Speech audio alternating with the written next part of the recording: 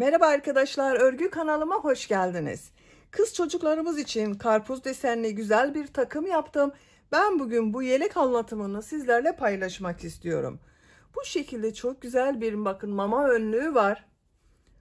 Buna takım olarak yine çok güzel bir ayakkabı var. Bakın karpuz desenli ayakkabı. Bir de böyle çok güzel bir yelek anlatımımız var arkadaşlar. Biz bugün bu yelek örgüsünü yapacağız. Ama siz de benim gibi bir takım yapmak isterseniz bu örgü ayakkabıların ve önlük anlatımlarını ben yaptım. YouTube kanalıma yükledim arkadaşlar. Bu önlük ve ayakkabının olduğu YouTube linklerini ben bu izlediğiniz yelek videosunun açıklama bölümüne ekliyorum. Siz izlediğiniz bu videonun açıklama bölümünde bulunan karpuz desenli bebek ayakkabısı ve karpuz desenli önlük linkine tıklarsanız bunun gibi güzel bir takım yapabilirsiniz. Biz bugün bu güzel yeleği yapacağız arkadaşlar. Yelek örgüsüne yakadan zincir yaparak başlıyoruz. Ben bugün yelek anlatımını 3-6 aylık bir bebek ölçüsüne göre yapıyorum. Ama bebeğiniz çok kilolu olmazsa 6-12 ay bebek de çok rahat kullanır. Buradan arttırmalar yaparak yapacağınız ölçüye göre tamamlıyoruz. Daha sonra bu karpuz dilimi desenlerini veriyoruz bakın. Buraya da cep yaptım arkadaşlar. Çok güzel karpuz dilimi cepler yaptım. Bakın süsledim. Bu ceplerden yapmak isterseniz ben bu ceplerin de anlatımını yaptım. YouTube kanalıma yükledim arkadaşlar. Bu cepleri detaylı olarak gösterdiğim videonun linkini yine bu izlediğiniz yelek videosunun açıklama bölümüne ekliyorum. Siz orada bulunan karpuz desenli cep linkine tıklarsanız bu cepten yapabilirsiniz. Videonun sonunda da kısaca anlatıyorum arkadaşlar. Yelek ölçülerinde videonun sonunda ölçerek size göstererek ölçüyorum yaptığımız yelek ölçüsünü. Bakın buraya da 2 tane düğme diktim. Cep örgüsünde de karpuz çekirdekleri vermeye çalıştım. Bakın bu şekilde boncuklar ile buraya da karpuz çekirdeğini anımsatsın diye düğmeler diktim arkadaşlar. Siyah renkli düğme diktim. Örgünün ters tarafının görüntüsü böyle. Açık olarak görelim. Bakın açık olarak da bu şekilde. Çok şirin bir yelek arkadaşlar. Bu yelek örgüsünde iplik olarak kırmızı renk iplik kullandım. 50 gram kırmızı renk iplik yeterli. Beyaz renk iplik kullandım. Beyaz iplikten de 100 gram ipliğe ihtiyacınız var arkadaşlar. 100 gram iplik tam bitmiyor. 50 gram ile 100 gram arası iplik ihtiyacımız var. Bu yeşil yerlerde yine bakın bu yeşilin tonunu kullandım. Siz istediğiniz tonlarını kullanabilirsiniz. Düğmeyi söyledim zaten. 2 adet düğmeye ihtiyacımız var. İsterseniz siz tamamını düğmeli yapabilirsiniz. Tığ olarak 5 numara 3 milimetre tığ kullandım. Sizin eliniz sıkıysa 3,5-4 milimetre tığları kullanmanızı tavsiye ederim arkadaşlar. Tığ işi örgülerde eliniz sıkıysa örgüler çok sert olur. Bu da bebeği rahatsız eder. İpliği tığ hazırlayalım. Hep birlikte bu güzel yelek örgüsüne başlayalım. Örgü kanalıma abone değilseniz abone olmayı unutmayın lütfen. Örgü kanalıma abone olmak ücretsiz. Örgü kanalıma ücretsiz abone olup orada bulunan zil şeklini dokunarak açık yaparsanız kanalıma video yüklediğim zaman ilk önce size bildirim gelir. Örgülerimden herkesten önce sizin haberiniz olur. İzlediğiniz videolarıma beğeni ve yorumlarınızı yaparsanız çok sevinirim arkadaşlar. Hepinize kolay gelsin. İyi çalışmalar.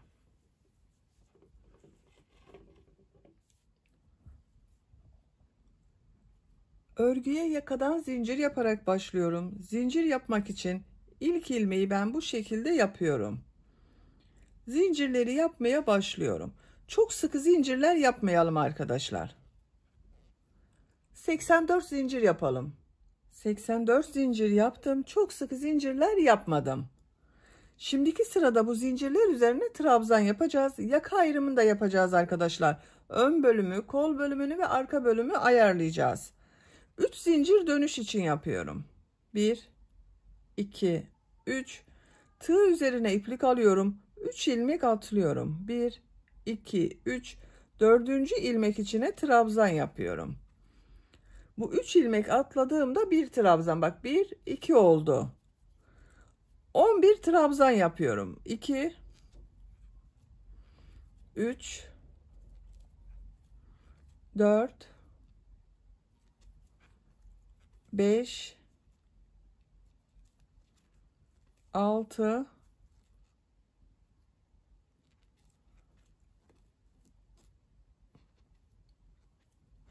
7, 8, 9,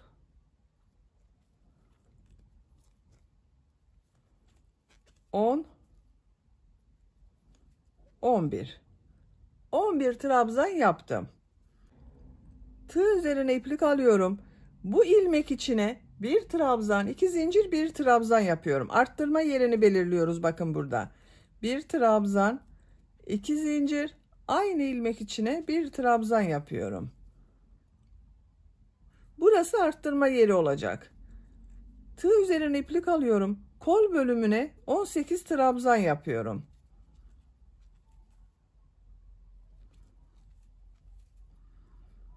Bu arttırma yaptığımız yerden ayrı 18 trabzanı yapalım.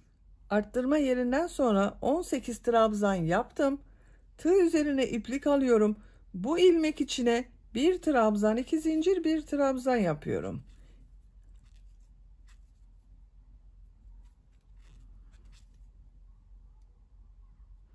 Tığ üzerine iplik alıyorum.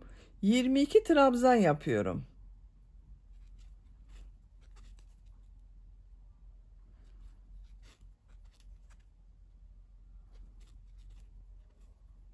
...22 trabzanı yapalım. 22 trabzanı yaptım. Bu arttırma yerinden sonra 22 trabzan yaptım arkadaşlar bakın. Tığ üzerine iplik alıyorum. Bu arttırma yerine bir trabzan, 2 zincir, bir trabzan yapıyorum. Bakın aynı ilmek içine.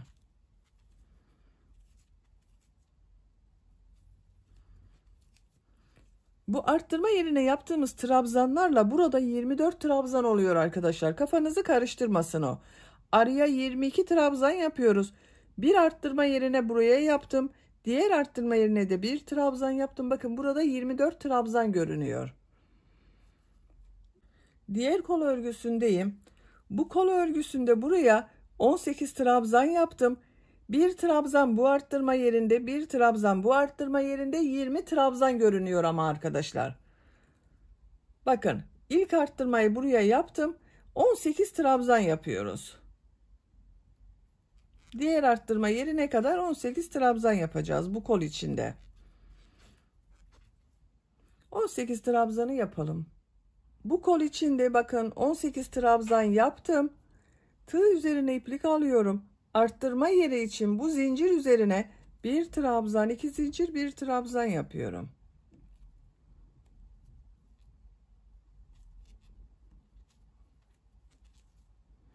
Buraya 11 trabzan yapıyorum arkadaşlar. Bakın sıra başında 11 trabzan yaptım. Buraya da 11 trabzan yapıyorum.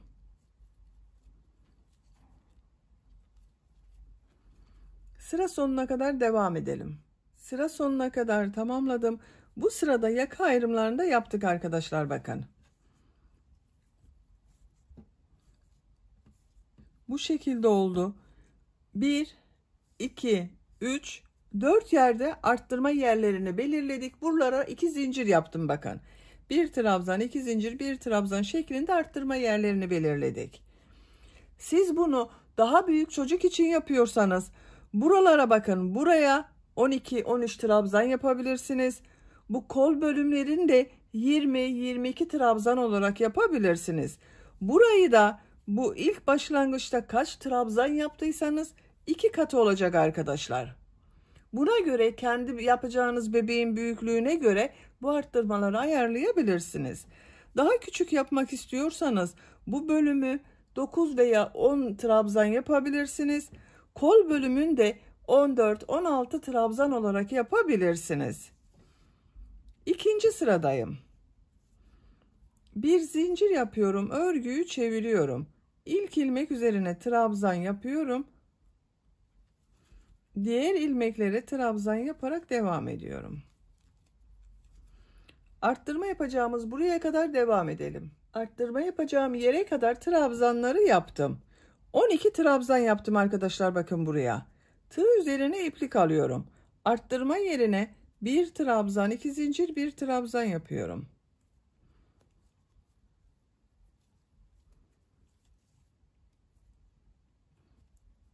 Diğer ilmekler üzerine birer defa trabzan yapıyorum.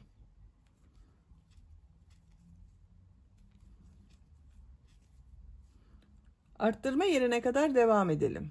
Arttırma yapacağım yere kadar trabzanları yaptım. Bu arttırma yerine bir trabzan, 2 zincir, bir trabzan yapıyorum.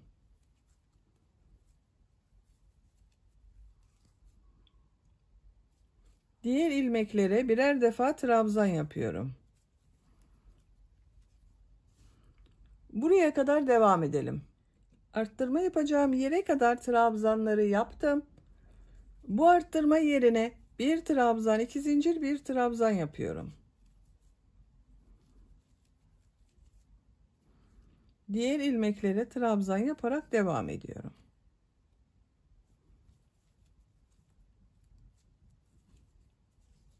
Arttırma yapacağım buraya kadar devam edelim. Buraya kadar tamamladım. Bu arttırma yerine de bir trabzan, 2 zincir, bir trabzan yapıyorum.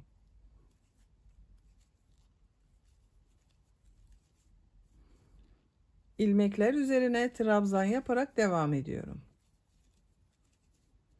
Sıra sonuna kadar devam edelim. Sıra sonuna kadar tamamladım. Son trabzanı bakın, bir alt sırada 3 ilmek atlayarak yaptığım trabzan var, onun üzerine yapıyorum. Tığ üzerine iplik alıyorum. Son zincirin üzerine tığ taktım, trabzan yapıyorum. Burada yine bakın 12 trabzan üzerine trabzan yaptım. Arttırma yerinde olan trabzanla 13 trabzan arkadaşlar. 2, 4, 6, 8, 10, 12, 13. Üçüncü sıradayım. Bir zincir yapıyorum. Örgüyü çeviriyorum. İlk ilmek üzerine trabzan yapıyorum. Diğer ilmeklere trabzan yaparak devam ediyorum. Arttırma yerine kadar devam edelim. Arttırma yapacağım buraya kadar trabzanları yaptım.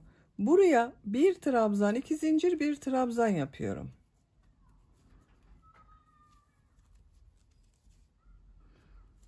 Kolda bulunan ilmekler üzerine trabzan yaparak devam ediyorum.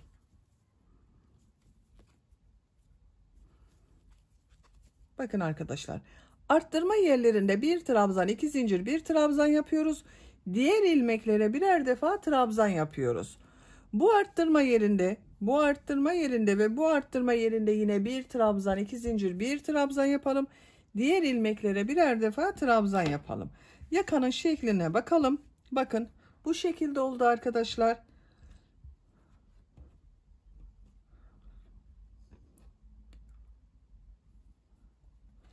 Yakanın örgüsünü bu arttırma yerlerinde bir trabzan, 2 zincir, bir trabzan yapalım. Diğer ilmeklere birer defa trabzan yapalım. Bu yaka örgüsünü yapacak olduğunuz çocuğun büyüklüğüne göre tekrarlayarak devam edelim. 7 sıra olarak tamamladım. 1, 2, 3, 4, 5, 6, 7. Bu yükseklik benim için yeterli arkadaşlar. Bakın. Görüntüsü bu şekilde oldu, yaka görüntüsü. Kırmızı renk ipliği burada kesiyorum. Bir sıra beyaz renkli iplik ile trabzan sırası yapıyorum. Yaka arttırmalarını bitirmedim arkadaşlar. Devam ediyoruz. Kırmızı renkli ipliği burada kesiyorum.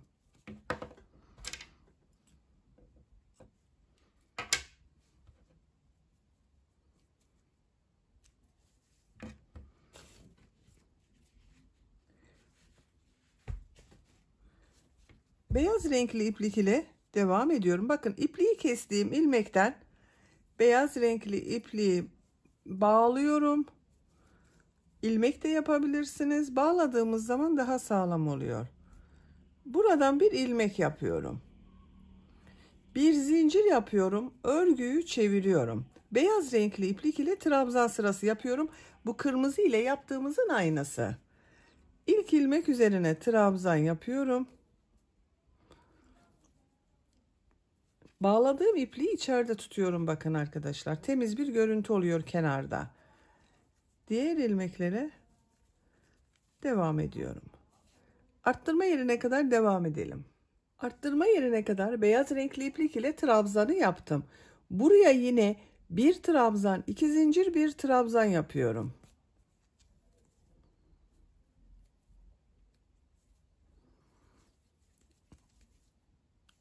Diğer ilmeklere trabzan yaparak devam ediyorum. Bakın, arttırmayı yine bir trabzan, 2 zincir, bir trabzan yaptım. Diğer arttırma yerlerinde de aynı şekilde bir trabzan, 2 zincir, bir trabzan arttırma yapalım. Diğer ilmeklere birer defa trabzan yapalım. Sıra sonuna kadar devam edelim. Sıra sonuna kadar tamamladım. Bakın, görüntüsü böyle oldu arkadaşlar. Bu arttırma yerlerinde bir trabzan, 2 zincir, bir trabzan yaptım. Beyaz renkli ipliği kesiyorum.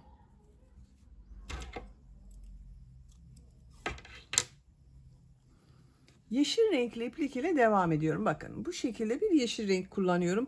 Siz istediğiniz tonlarda yeşil renk kullanabilirsiniz. Aynı ilmekten ilmek bağlıyorum. İpliği bağlayabilirsiniz veya ilmek yapabilirsiniz. Bakın, burada da ilmek yaparak gösteriyorum. Beyaz rengi bağlayarak gösterdim. Bunu da bu şekilde ilmek yaparak. Hangisi size kolay geliyorsa. Bir zincir yapıyorum. Bu ilk ilmek üzerine trabzan yapıyorum. Diğer ilmekleri trabzan yaparak devam ediyorum. Yeşil renk ile yapıyoruz arkadaşlar. Aynı şekilde arttırma yapacağız. Bu arttırma yerlerinde bir trabzan, 2 zincir, bir trabzan yapalım. Sıra sonuna kadar tamamlayalım. Sıra sonuna kadar tamamladım arkadaşlar. Bakın, arttırma yerlerinde yine bir trabzan, 2 zincir, bir trabzan yaptım. Yeşil renk ipliği kesiyorum.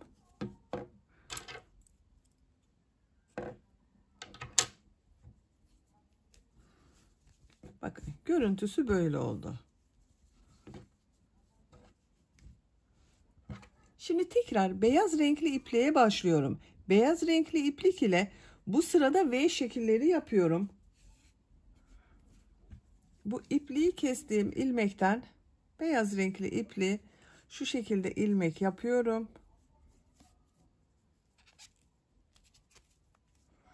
Bir zincir yapıyorum, örgüyü çeviriyorum. Tığ üzerine iplik alıyorum. Bu ilk ilmek üzerine bir trabzan yapıyorum. Tığ üzerine iplik alıyorum. Bir ilmek atlıyorum. İkinci ilmeğe bir trabzan, 2 zincir, bir trabzan yapıyorum. V şekli oluşuyor.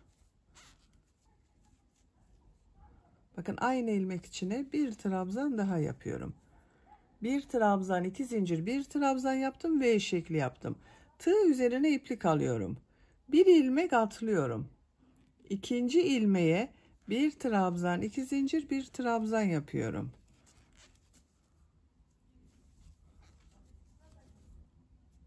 Tığ üzerine iplik alıyorum. Bir ilmek atlıyorum. İkinci ilmeğe bir trabzan, 2 zincir, bir trabzan oluyor.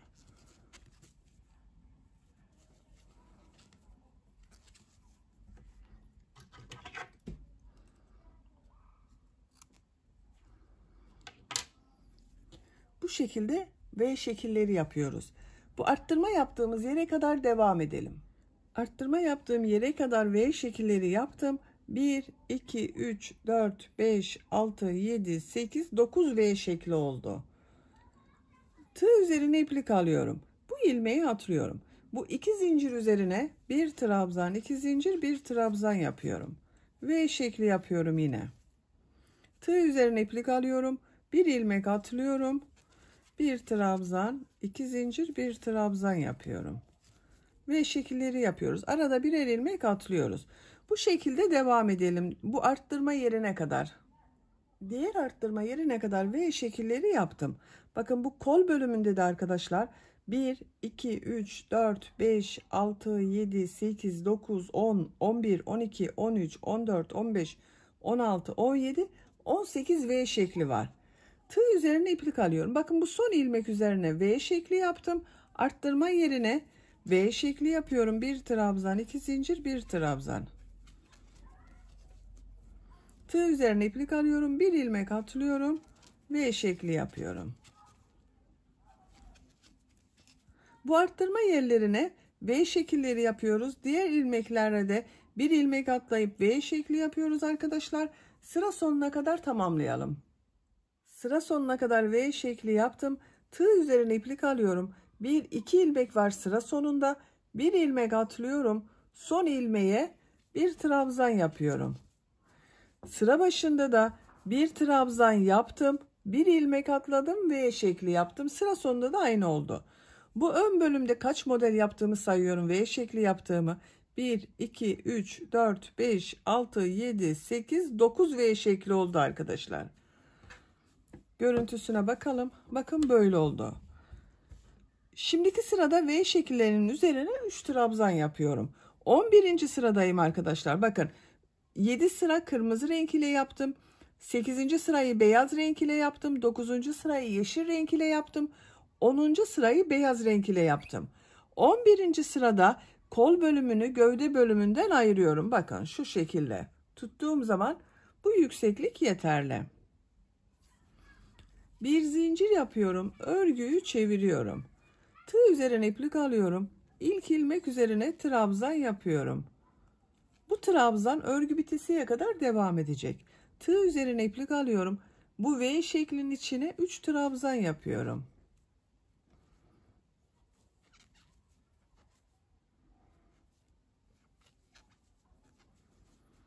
Tığ üzerine iplik alıyorum. Diğer V şeklinin içine de 3 trabzan yapıyorum.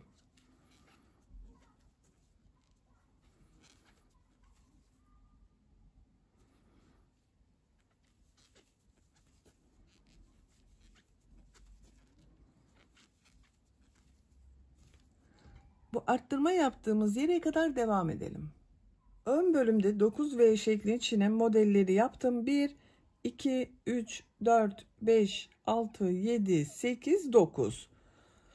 Bu arttırma yerinde V şekli yaptım. Bunun üzerine de 3 trabzan yapıyorum. Ön bölüm için 10 model yapıyorum arkadaşlar. Tığ üzerine iplik alıyorum. Kolda bulunan bütün V şekillerini atlıyorum. Bakın kol ile arka bölümü ayıran bu arttırma yerine V şekli yaptım. Bunun üzerine 3 trabzan yapıyorum.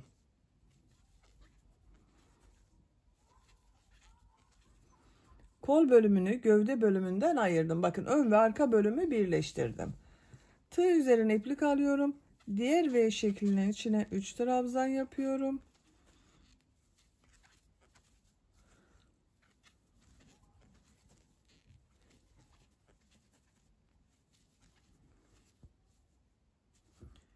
Bu arttırma yerinde yaptığım V şekline kadar devam edelim. Arka bölümde bulunan V şekillerinin içine trabzanları yaptım. Bu arka ile kol bölümü ayıran arttırma yerine yaptığım V şeklinin içine de 3 trabzan yaptım. Tığ üzerine iplik alıyorum. Bütün V şekillerini atlıyorum. Kol ile ön bölümü ayıran bak bu V şeklinin içine 3 trabzan yapıyorum. Arttırma yerine yaptığım V şekli arkadaşlar bu.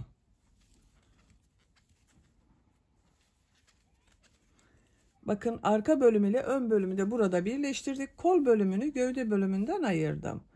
Diğer V şekli içine de 3 trabzan yapıyorum.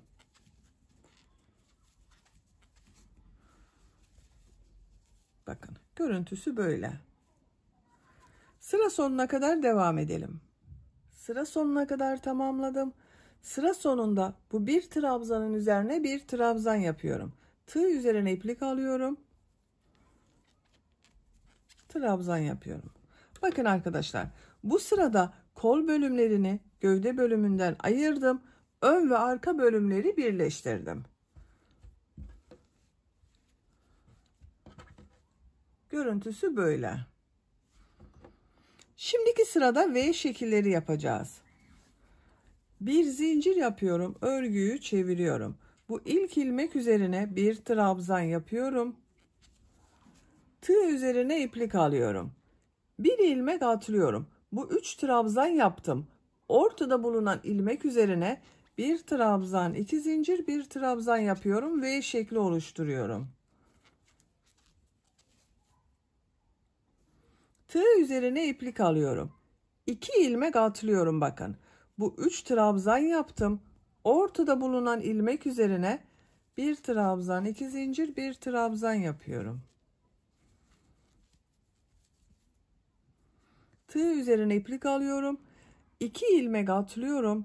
Bu 3 trabzanın ortada bulunan ilmek üzerine bir trabzan, 2 zincir, bir trabzan yapıyorum. Bu şekilde V şekilleri yapıyoruz. Sıra sonuna kadar devam edelim. V şekilleri yaparak sıra sonuna kadar tamamladım. Son ilmeğe bir trabzan yaptım. Bir zincir yapıyorum. Örgüyü çeviriyorum.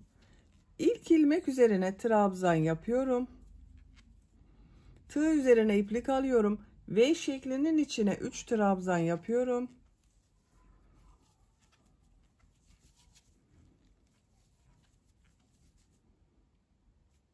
Tığ üzerine iplik alıyorum. Diğer V şeklinin içine 3 trabzan yapıyorum.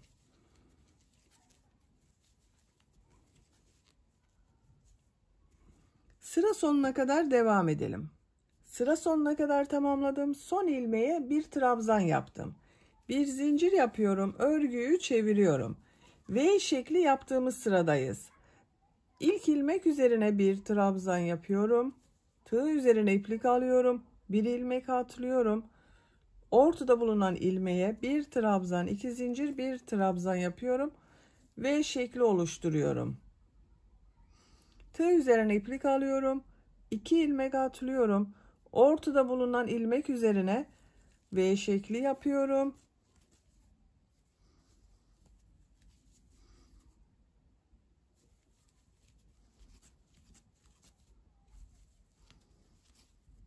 Bakın bu şekilde oluyor. Sıra sonuna kadar devam edelim. Bir zincir yapıp geriye dönelim. 3 trabzanlı sırayı yapalım. Örgü bu şekilde devam edecek arkadaşlar. Bir sırada şimdiki yaptığımız sırada olduğu gibi V şekilleri yapıyoruz. İkinci sırada V şekillerinin üzerine 3 trabzan yapıyoruz.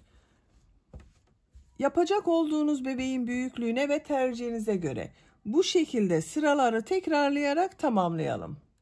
Gövde örgüsünü yapacağım ölçüye göre ben bu kadar yaptım arkadaşlar. Kaç model sırası yaptığımı sayıyorum. Bakın buradan 1, 2, 3, 4, 5, 6, 7, 8 sırayı bitirdim. 9. sırada V şekli yaptığım sırayı yaptım. Bu 3 trabzanlı sıradayız. Bu 3 trabzanları sırayı yeşil renkli iplik ile yapıyorum. Beyaz renkli ipliği kesiyorum.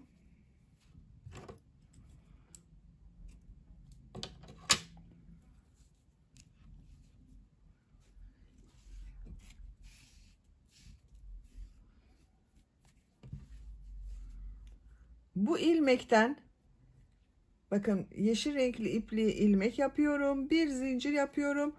Bu ilk ilmek içine bir trabzan yapıyorum. Tığ üzerine iplik alıyorum. V şeklinin içine 3 trabzan yapıyorum.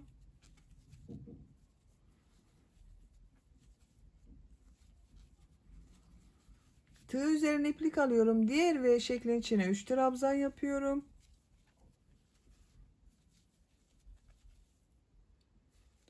V şekillerin içine 3 trabzan yapıyorum. Sadece renk değiştirdim arkadaşlar. Modeli aynı şekilde devam ediyorum.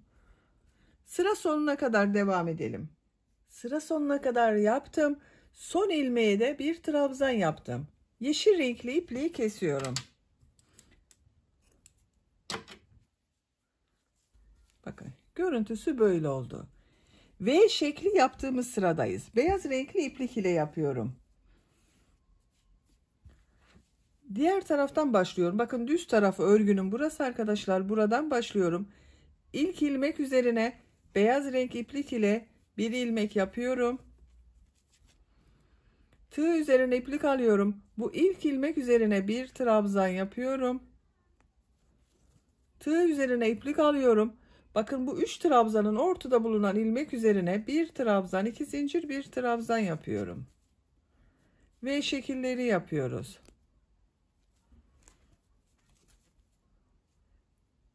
Diğer 3 trabzanın ortasında bulunan ilmek üzerine de V şekli yapıyorum. Bu şekilde oluyor. Sıra sonuna kadar devam edelim. V şekilleri yaparak sıra sonuna kadar tamamladım. Son ilmek üzerine bir trabzan yaptım. İpliği kestim. İlmek içinden çekiyorum. Bakın arkadaşlar bu sırada V şekilleri yaptık. Beyaz renkli iplik ile. Kırmızı renkli ipliği bağlıyorum. Bakın ilk baştan bu ilmekten kırmızı renkli ilmek yapıyorum. Bir zincir yapıyorum, trabzan yapıyorum. V şeklin içine 3 trabzan yapıyorum.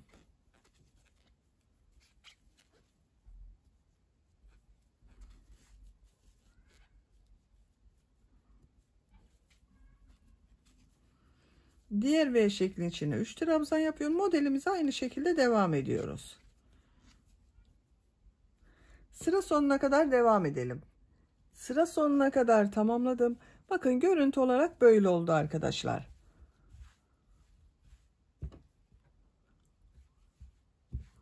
Şimdi bu ön bölümde pıtırcık modelleri yapıyorum.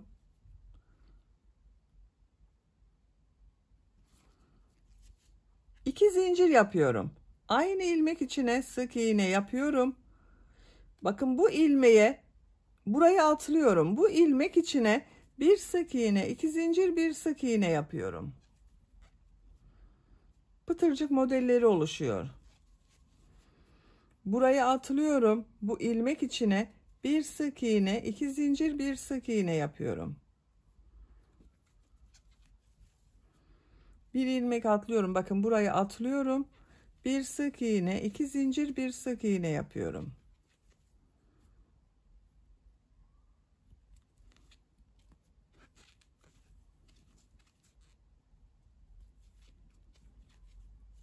Bu şekilde pıtırcıklar oluşuyor.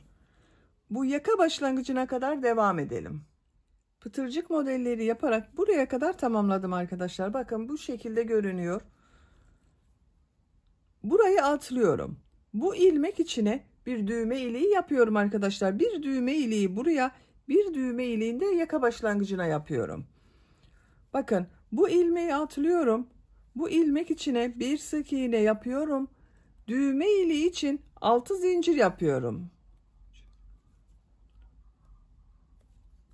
Aynı ilmek içine sık iğne yapıyorum. Bakın düğme iliğini yaptım buraya. Bu ilmeği atlıyorum. Bir sık iğne, iki zincir, bir sık iğne yapıyorum. Pıtırcık modellerini yapmaya devam ediyorum.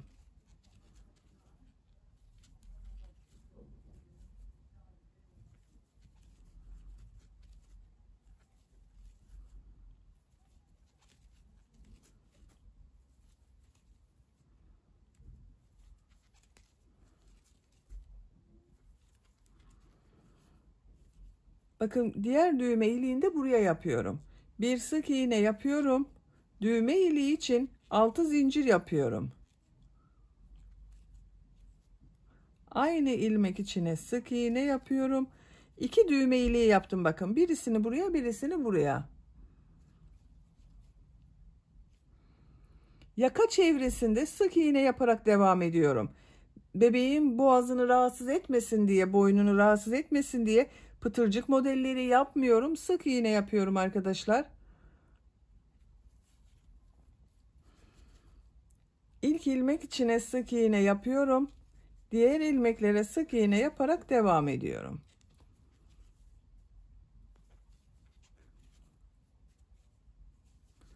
Buraya kadar devam edelim. Yaka çevresinde sık iğne yaparak buraya kadar tamamladım. Buraya da pıtırcık modelleri yapıyorum arkadaşlar. Burada yaptığım gibi pıtırcık modelleri yapıyorum. Düğme iliğini buraya yaptım. Buraya düğme iliği yapmıyorum. Buraya bir sık iğne, iki zincir, bir sık iğne yapıyorum. Bir ilmek atlıyorum. Bir sık iğne, iki zincir, bir sık iğne yapıyorum.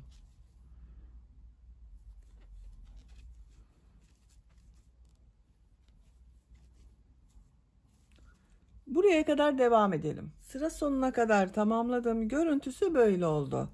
Burada da pıtırcık yapmaya devam ediyorum arkadaşlar. Bir sık iğne, iki zincir, bir sık iğne yapıyorum. Bir ilmek atlıyorum. Bir sık iğne, iki zincir, bir sık iğne yapıyorum. Başladığımız buraya kadar devam edelim. Sıra sonuna kadar tamamladım.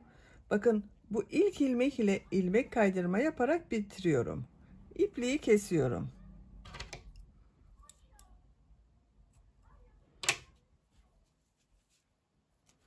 Bakın arkadaşlar bu şekilde oldu. Çok güzel oldu gördüğünüz gibi. Arka görüntüsü de böyle. Şimdi kol örgüsünü yapalım. Kol örgüsüne kol altından başlıyorum.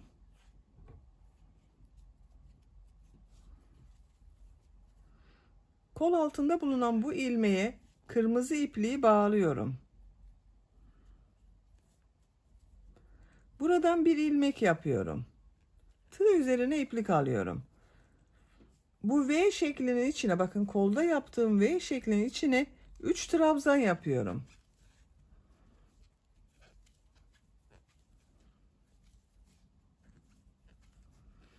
Tığ üzerine iplik alıyorum. Diğer V şeklinin içine de 3 trabzan yapıyorum.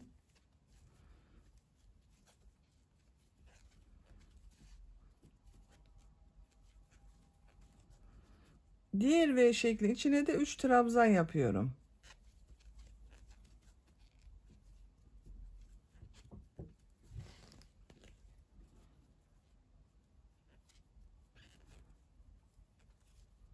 Bakın bu şekilde. Sıra sonuna kadar devam edelim. Sıra sonuna kadar bakın tamamladım. Son yaptığım trabzanı kol altında başladığım ilmek ile ilmek kaydırma yaparak birleştiriyorum. İpliği kesiyorum.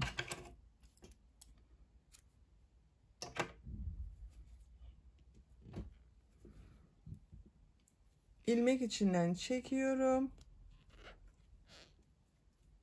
Bakın arkadaşlar, kol örgüsü böyle oldu.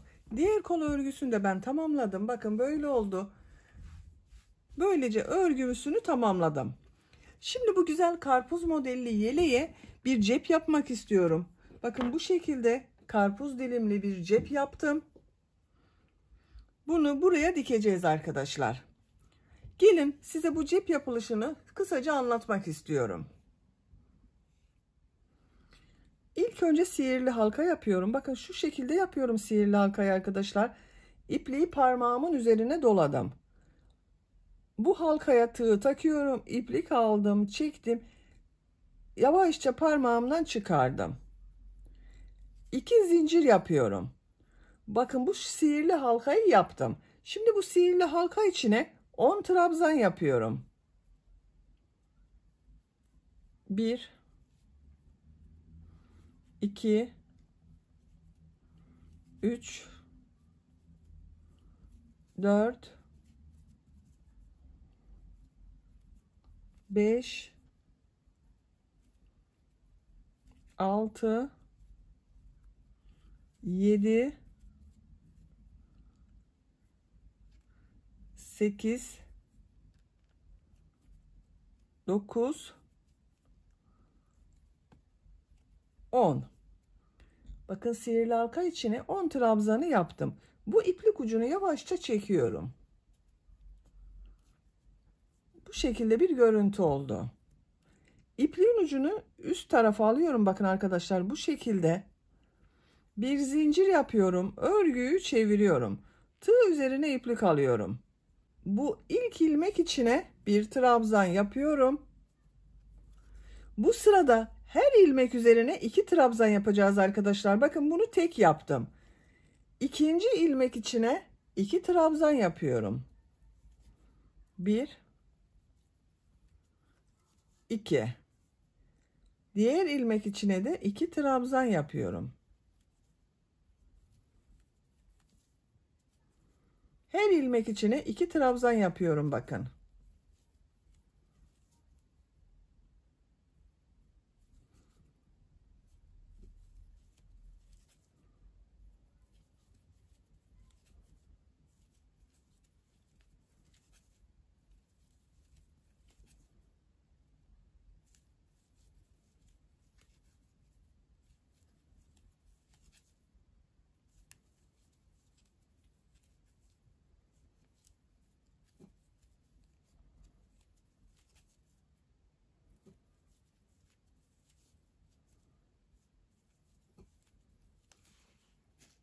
İki trabzan bakın yaptım. Son ilmeğe bir trabzan yapıyorum. Sıra başında da bir ilmeğe bir trabzan yaptım. Buraya da bir trabzan yaptım arkadaşlar. İpliği kesiyorum. Kırmızı ipliği kesiyorum.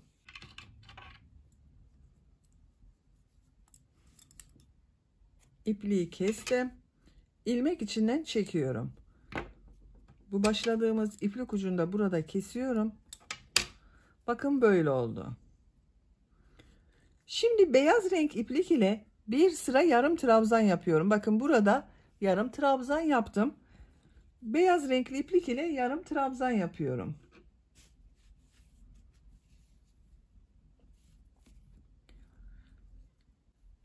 Bu ilk ilmek üzerine beyaz renk iplik ile bir ilmek yapıyorum. Bir zincir yapıyorum. Tığ üzerine iplik alıyorum. Bakın bu ilk ilmek üzerine bir yarım trabzan yapıyorum. İkinci ilmeğe yarım trabzan yapıyorum. 2 yarım trabzan oldu. Üçüncü ilmek üzerine 2 yarım trabzan yapıyorum. 1 2. Bu ilmeğe bir yarım trabzan yapıyorum. Bu ilmeğe 2 yarım trabzan yapıyorum. Bir çift bir tek yapıyorum bakın.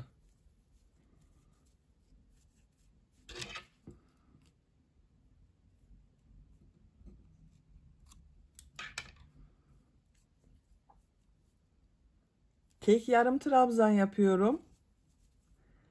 Çift yarım trabzan yapıyorum. Sıra sonuna kadar bu şekilde devam ediyoruz.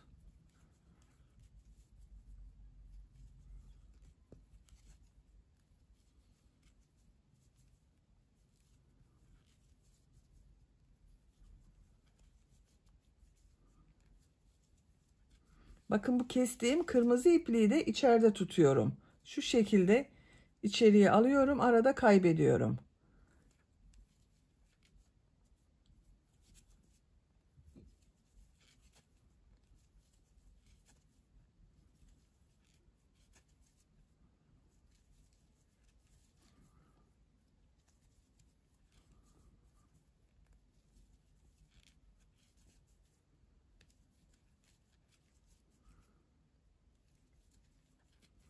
Sıra sonuna kadar tamamladım. Bakın bu şekilde oldu arkadaşlar. Beyaz ipliği kesiyorum.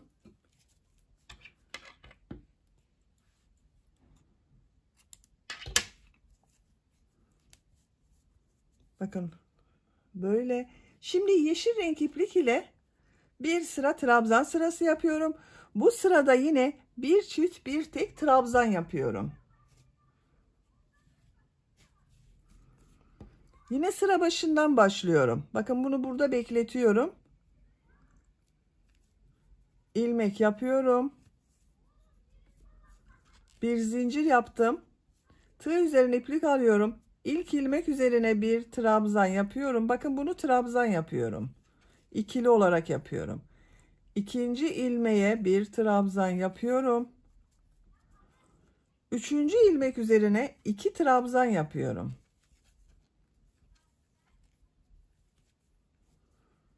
Tek trabzan yapıyorum. 2 trabzan yapıyorum. Bir çift bir tek trabzan yapıyoruz. Sıra sonuna kadar devam edelim. Sıra sonuna kadar tamamladım. Sıra sonunda 2 ilmek üzerine birer defa trabzan yaptım.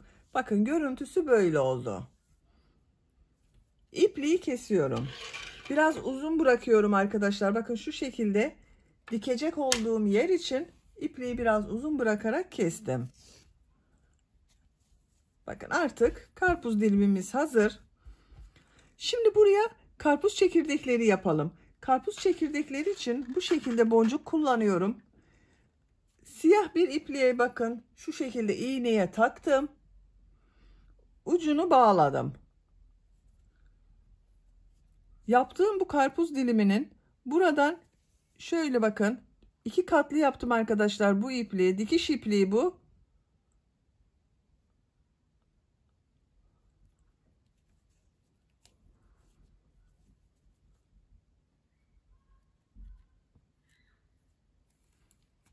Buna boncuk takıyorum. Bu iğne büyüklüğü boncuğun geçeceği kadar olursa güzel olur arkadaşlar. Bakın. Şu şekilde boncuğu taktım. Bu bir ilmeği bakın atlıyorum, ikinci ilmeğe iğneyi takıyorum.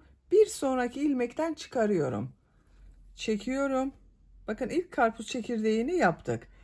Tekrar boncuk takıyorum. Geriye geliyorum. Bakın şu atladığım ilmeğe dönüyorum. Bir sonraki ilmekten çıkarıyorum. Bunu kendinize göre ayarlayabilirsiniz.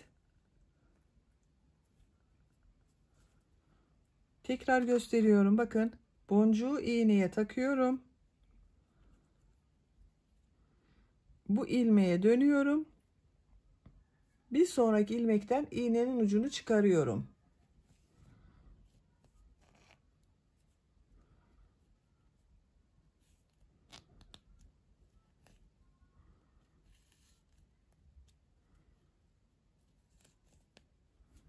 Bakın bu şekilde oluyor. Sıra sonuna kadar devam edelim. Bakın arkadaşlar, cep örgülerini tamamladım. Bu şekilde oldu. Şimdi bunu ördüğüm yeleğe dikiyorum.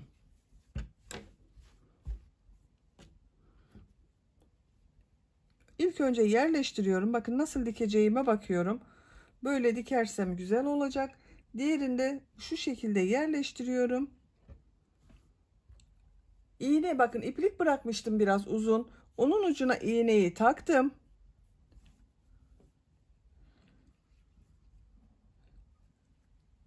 Şu şekilde dikiyorum.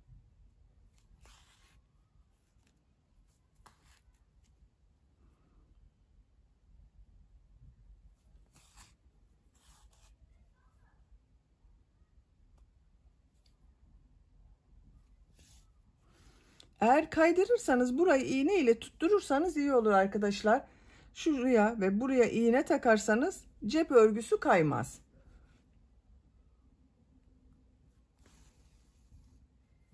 Buraya kadar tamamlayalım. Cep örgüsünün ikisini diktim arkadaşlar. Bakın bu şekilde oldu. Çok şirin oldu gördüğünüz gibi.